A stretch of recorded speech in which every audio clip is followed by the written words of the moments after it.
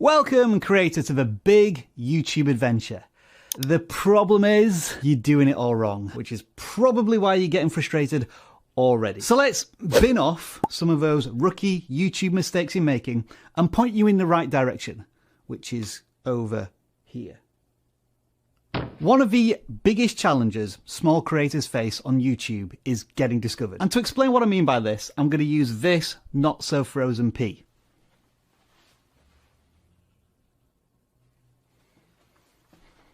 That's you right there. And the only reason you can see it is because I told you where it is. So at this stage, every single opportunity you have to get discovered on YouTube is crucial. And that, in very basic terms, starts with impressions. Whenever you see the front cover or thumbnail of a video, that counts as an impression. And obviously the goal is to convince the viewer to click on your video amongst all of these competing video thumbnails.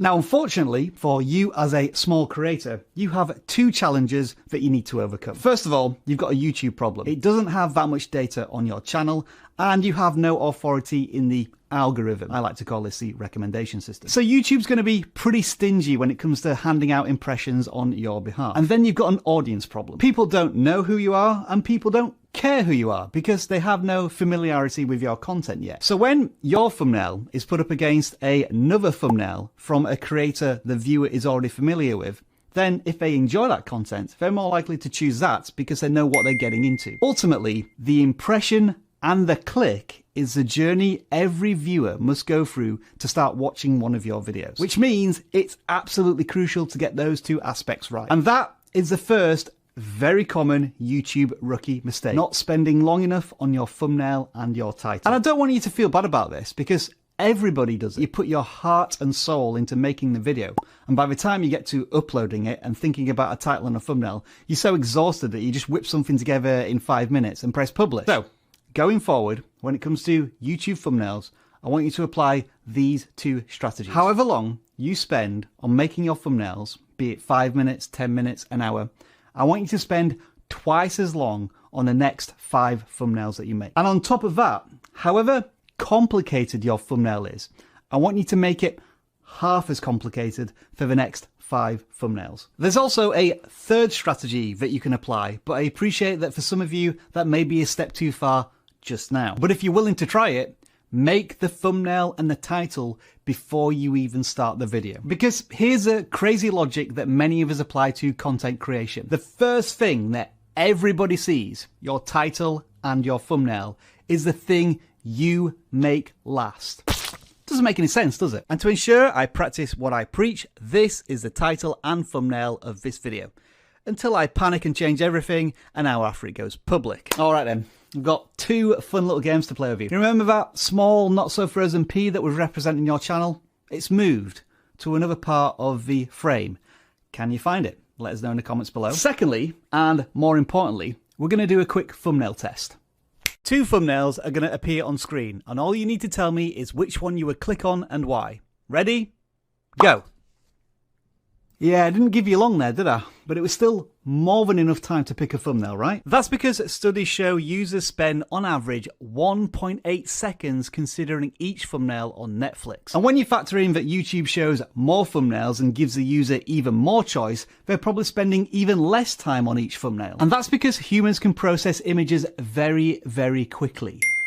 But the more complex a thumbnail is, in terms of colors, elements, objects, and storytelling, the longer it takes to process that image. And once you can explain why you would click on this thumbnail rather than this thumbnail, you can start making better thumbnails yourself. Now then, titles.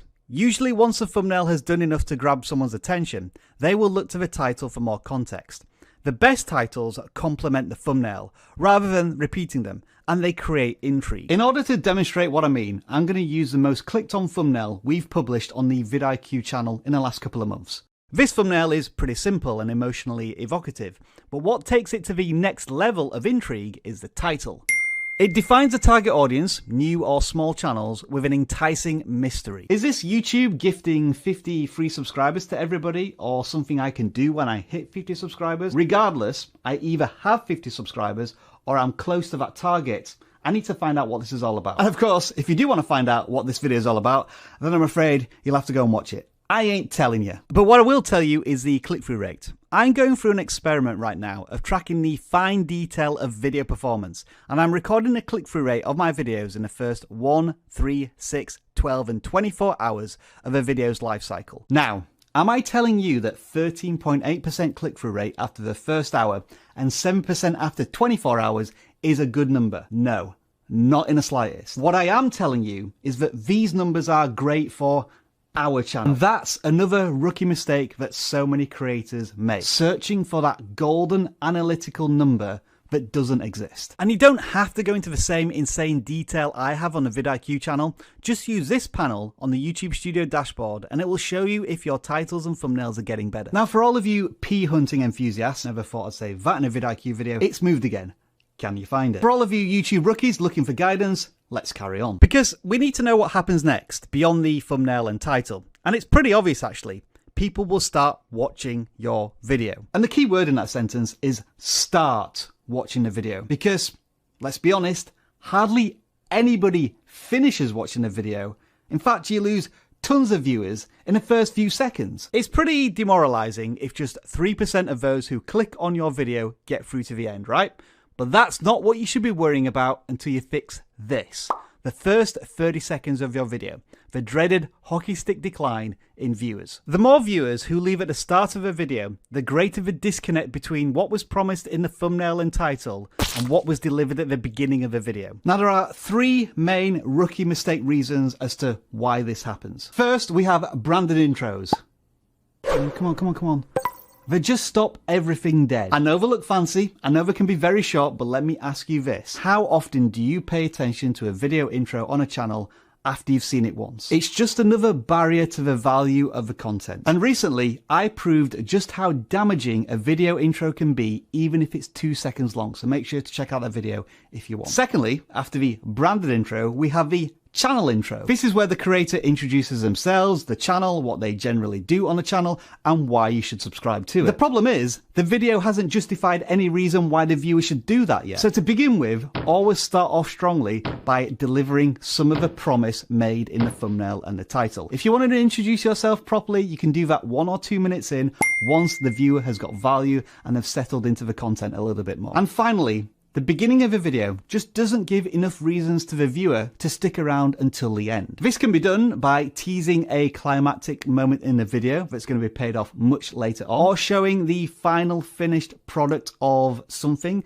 that you will get to if you continue watching the video, or having a secondary hook. Like this tiny shriveled up pea. And granted, I know that was a pretty weak one, but I'm still playing around with the secondary hook. Now, I don't know if you've noticed this, but there has been a theme throughout these rookie mistakes to encourage you to do something. And that is to front load your creative efforts. We all have a finite amount of time, energy, and resources. So let me explain it like this. Start spending 50% or more of your time, energy, and resources on your thumbnail, title, and the beginning of your video, the first 30 seconds to a minute. Those are the things that have the biggest impact on the success of a video.